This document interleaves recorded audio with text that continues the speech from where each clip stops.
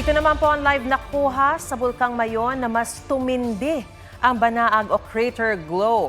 Dahil naman sa patuloy na pag-aalboroto ng bulkan, pinaghahanda na ring lumikas ang mga nasa 7 to 8 kilometer radius ng Mayon. May report si Ian Cruz. Pagkagat ng dilim, ilang beses nakita ang banaag o crater glow sa Bulkang Mayon. Mas tumindi pa yan pagsapit ng alas 7 hanggang alas 9 ng gabi.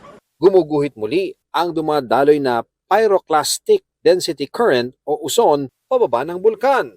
Ang patuloy na pagdaloy ng uson, nakabuo ng panibagong lava dome sa tuktok ng Bulkang Mayon. Ayon sa PBOX, 49 na PDC ang umago sa bulkan kaninang umaga.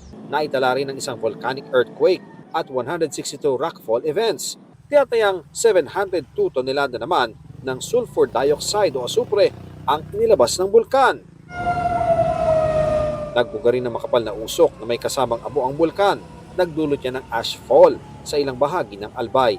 May mga bakas ng abo ang ilang halaman, pati na sa ilang sasakyan. Kagabi pa to, sir? Kagabi pa po. Opo, sa garahe. Naulanan din ng manipis na abo ang fishbowl cart ni Dayan. Nasa loob sila ng extended danger zone o yung nasa 7 to 8 kilometer radius ng bulkan. Kaya naghahanda ng lumikas. Para makapaghanda na po. Kung sakali pong magtuloy-tuloy yung pagbuga ng Mayon.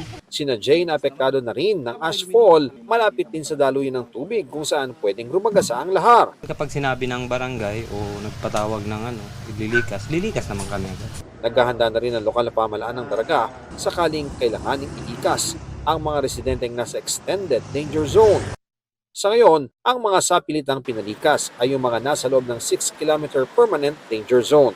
Ayon sa PBOX, sakop niyan ang ilang barangay sa mga bayan ng Malilipot, Ligao, Santo Domingo, Kamalig, Daraga, Ginubatan, Legazpi City, Bakakay at Tabaco City. Sabi ng gobernador ng Albay, nilagdaan na niya ang pagdedeklara ng state of calamity sa probinsya. Pero aaprubahan pa ito ng sangguniang panlalawigan. We are anticipating, as mentioned by PBOX, that alam mo naman si Mayon, it may take month or months, no? So we have to make use of our quick response budget. Sa huling tala, nasa 983 families o mahigit 3,500 na individual na ang inilikas. Ayon kay DSWD Secretary Rex Gatchalian, tumutulong sila sa setup ng evacuation centers, mobile kitchen at water truck. What if mag-alert level 4? Ito ngayon ang mabigat. That's why nandito si Secretary. Mag-anticipate na tayo. You are now talking of about 50,000 to 70,000 individuals na ating may maintain. Sa kabila ng banta, may mga turista namang sinamantalang masaksihan ang pag-aalboroto ng bulkan. Marami ang nagpipicture taking sa Salvacion Rotonda sa Legazpi City. Sobrang gayon po. Sobrang gayon. Ganda. Ay, namiss kami. Maganda. Just fulfilling. Ian Cruz, nagbabalita para sa GMA Integrated News.